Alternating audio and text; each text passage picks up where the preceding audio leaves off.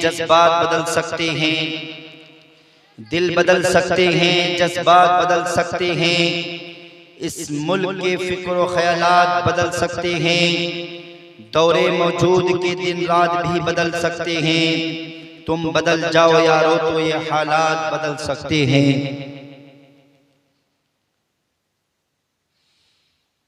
मैं अपनी बातों को शुरू करने से कबल तमाम सामईन व नाज़रीन से मैं मुअद्दबाना आजिज़ाना दरख्वास्त अपील करता हूँ कि सबसे पहले अपनी नियतों को दुरुस्त करें।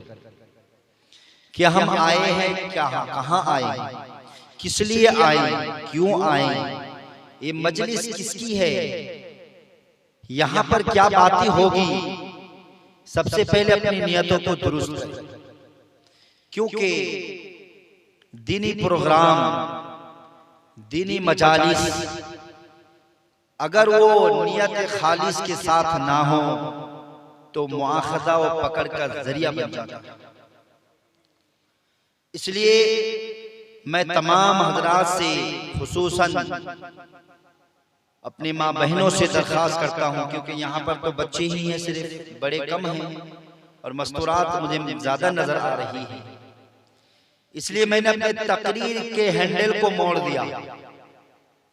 मैं सोचा था कि कुछ अलग बात करूं, लेकिन मैंने अपने तकरीर के हैंडल को मोड़ दिया, मौजू को बदल दिया, क्योंकि सामने हमारे सामने शबे बारात है, नजात की रात है।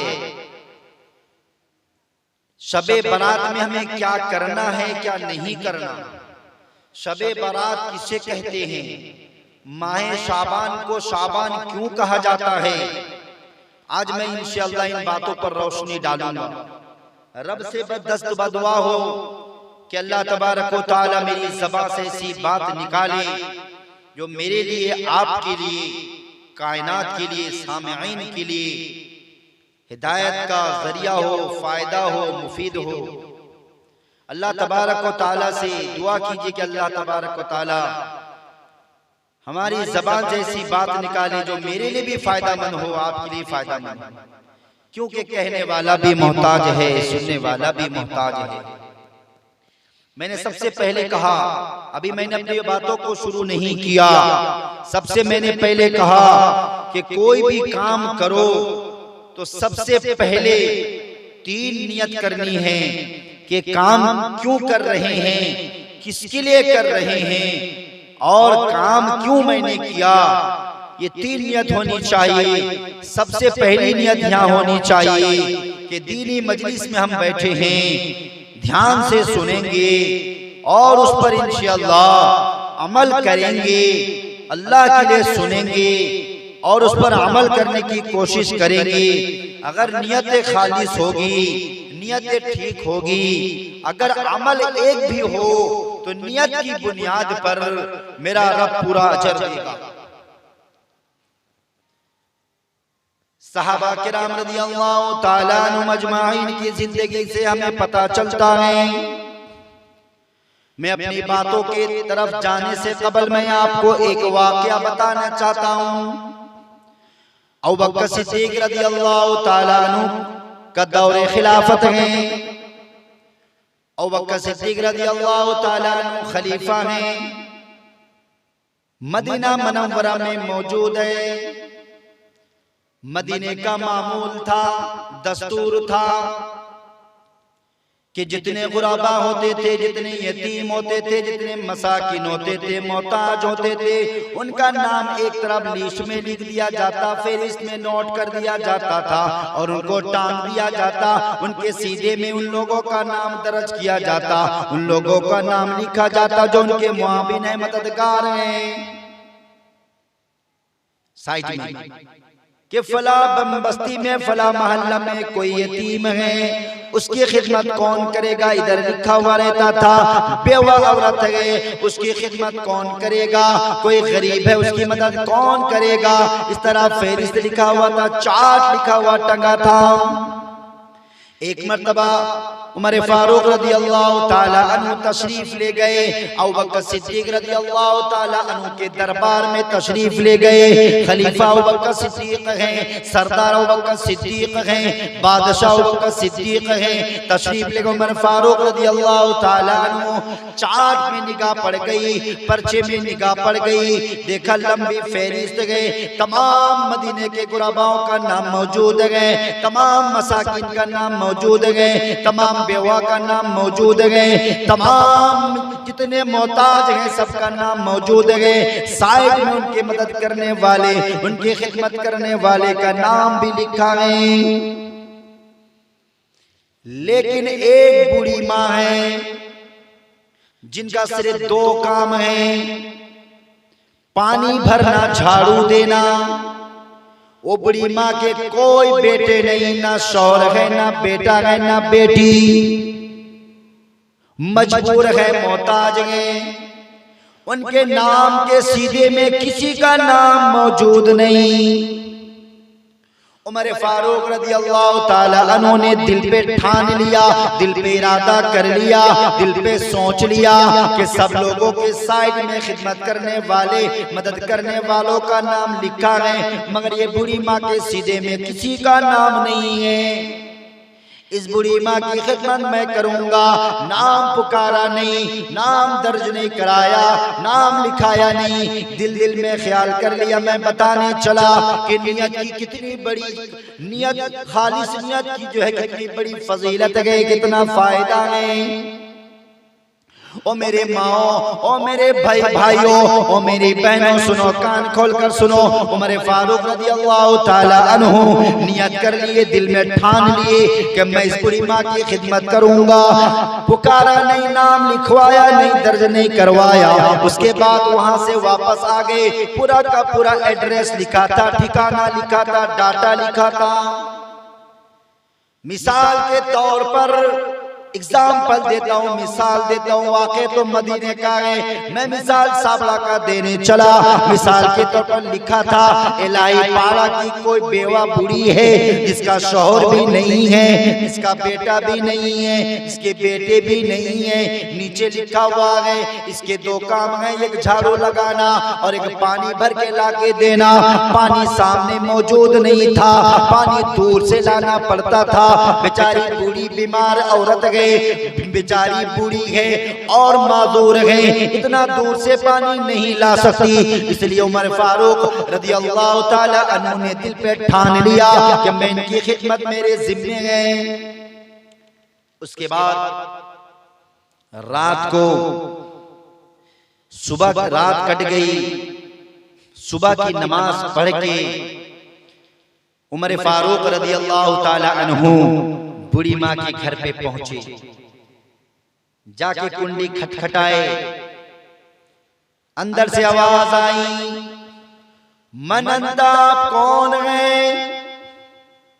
जवाब दिया जाता है। उमर फारूक रज़ी अल्लाह ताला अन्हु ने कहा कि मैं उमर हूं। ये नहीं कहा, अपना नाम नहीं बताए, क्या कहा कि मैं आपका खादिम हूं, मैं आपका खादिम हूं। या नाम लेने भी इखलास है।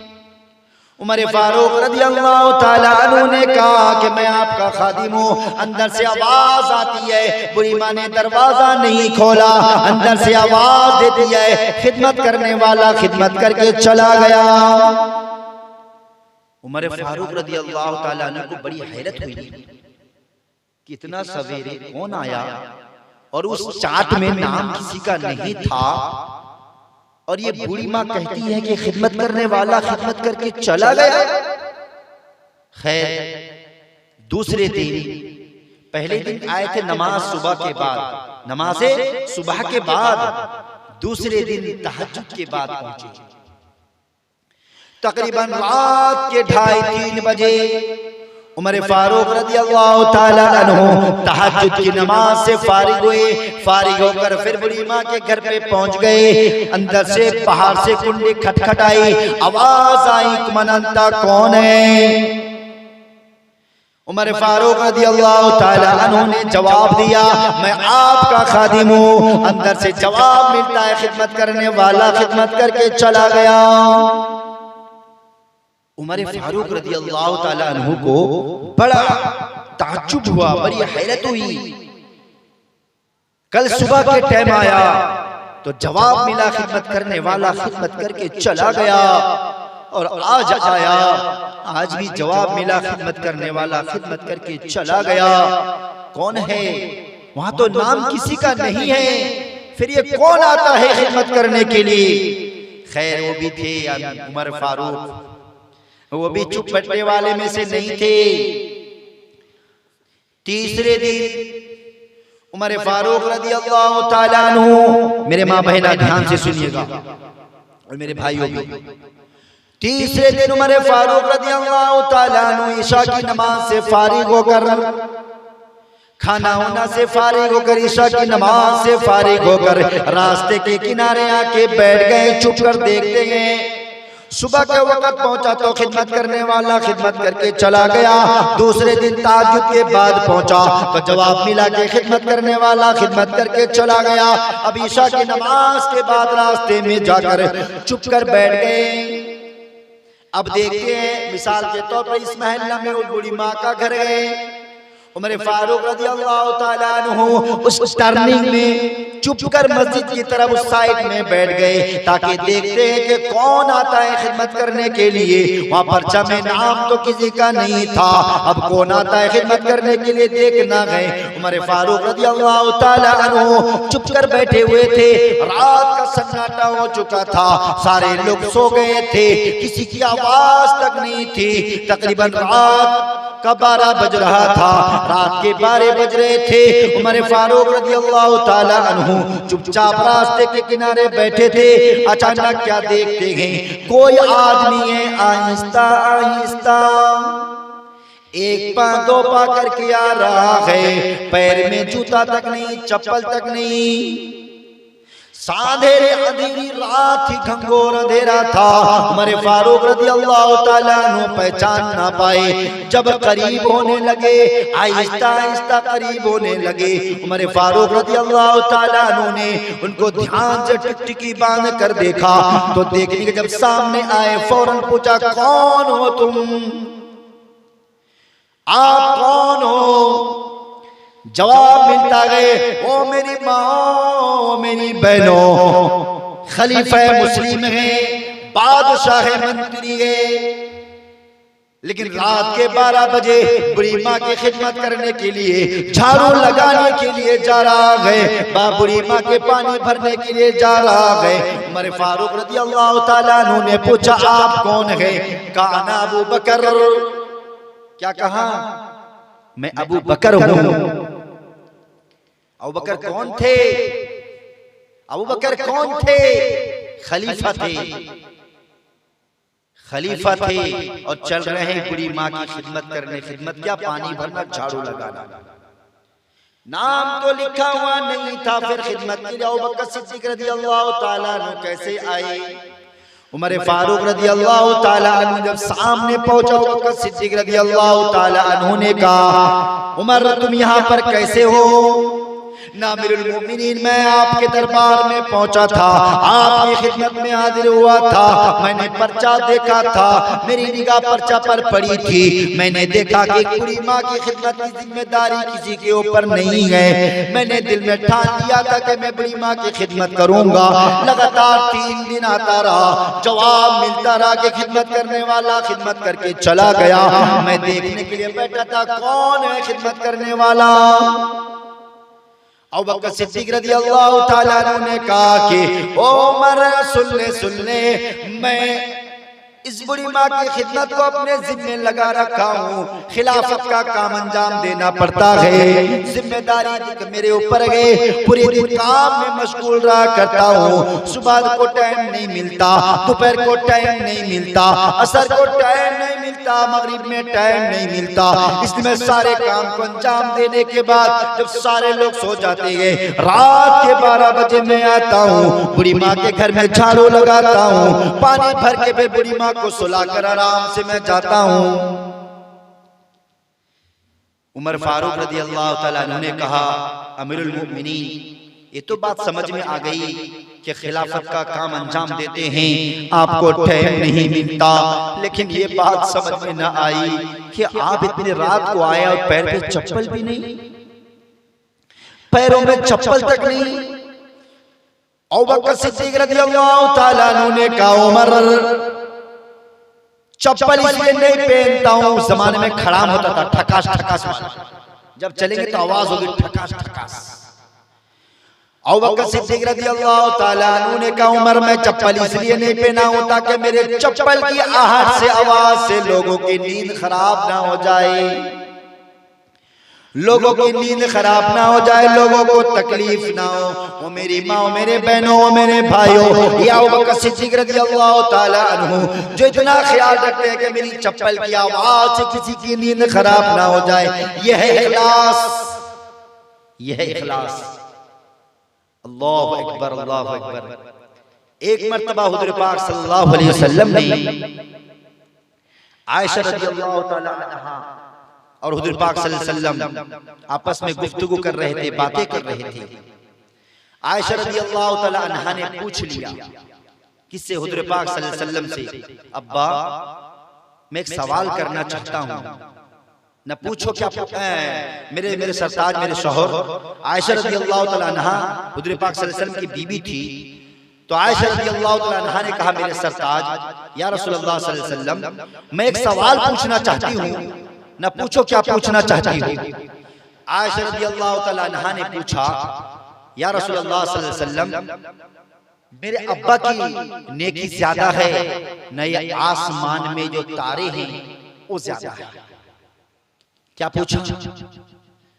पूछा क्या पूछा कि आसमान में जो तारे नजर आ रहे हैं वो तारे ज्यादा हैं न मेरे अब्बा के आमाल ज्यादा हैं? बल्कि सवाल इस तरह उन्होंने किया कि अब्बा आसमान में जो तारे हैं उस तारे से भी ज्यादा किसके आमाल हैं, किसके आमाल हैं? आयशा रज़ियल्लाहु ताला अन्हा ने जब हुज़ूर पाक सल्लल्लाहु अलैहि वसल्लम को सवाल किया, मेरे सरताज एक सवाल करना चाहती हूँ। हुज़ूर पाक सल्लल्लाहु अलैहि वसल्लम ने कहा, ओ आयशा बताओ क्या पूछना चाहती हो? आयशा रज़ियल्लाहु ताला अन्हा ने कहा, या रसूलल्लाह सल्लल्लाहु अलैहि वसल्लम आसमान में तारे ज्यादा हैं, आसमान में जितने तारे हैं उन तारों से ज्यादा अमाल किनके हैं? हुज़ूर पाक सल्लल्लाहु अलैहि वसल्लम ने कहा, उमर फारूक के हैं। क्या कहा? उमर फारूक के हैं।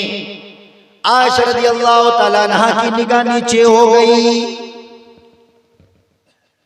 क्योंकि वो समझती थी, वो चाहती थी कि मेरे अब्बा का नाम लेते, अबू बकर सिद्दीक का नाम लिया जाता, लेकिन वहां नाम लिया गया किसका? उमर फारूक रज़ियल्लाहु ताला अन्हु का नाम लिया गया। आयशा रज़ियल्लाहु ताला अन्हा की निगाह नीचे हो गई। हुज़ूर पाक सल्लल्लाहु अलैहि वसल्लम ने पूछा, आयशा चेहरा को नीचे क्यों कर लिया, चेहरा को मुरझा क्यों लिया? ना या रसूलल्लाह सल्लल्लाहु अलैहि वसल्लम मैंने सोचा था, मेरा विजदान कहता है, मेरा तखय्युल ये है, मेरा ख्याल ये है कि आप मेरे अब्बा का नाम लेंगे, लेकिन आपने तो उमर फारूक रज़ियल्लाहु ताला अन्हु का नाम लिया। हुज़ूर पाक सल्लल्लाहु अलैहि वसल्लम मुस्कुराए, मेरे आका मुस्कुराए। मुस्कुरा कर क्या कहा मालूम है आयशा? ओ आयशा सुन ले, कान खोल कर सुन ले, आसमान में जितने तारे हैं उससे 1000 गुना ज्यादा तेरे अब्बा के आमाल हैं। सिर्फ एक रात के आमाल तेरे अब्बा के सारे तारों से ज्यादा हैं। वो रात कौन सी थी? गारे सौर की रात थी, जब हुज़ूर पाक सल्लल्लाहु अलैहि वसल्लम को लेकर गारे सौर में अबू बकर मौजूद थे। तो खैर मैं अपनी तकरीर के हैंडल को उधर मोड़ दिया था, अब अपने रुख पर आता हूँ। ये मैंने इखलास के ऊपर एक बात याद आ गई थी, वाक़या मैंने बता दिया था। तो भाई बुजुर्गों, दोस्तों, मेरे माँ और बहनों, सबसे पहले अपनी नियत को दुरुस्त करें कि हम यहाँ जो बातें सुनेंगे उस पर अमल करें। अब ये हमारे सामने में असल उन्वान पर आता हूँ, असल मौजू पर आता हूँ। ये कौन सा महीना चल रहा है? शाबान का महीना है ना। मेरी माँ और बहना भी मुंतजिर हैं कि महीना शाबान का है। तकरीबन आज जो है शाबान की तकरीबन 12-13 तारीख हो चुकी है। अब 1-2 दिन बचा हुआ है,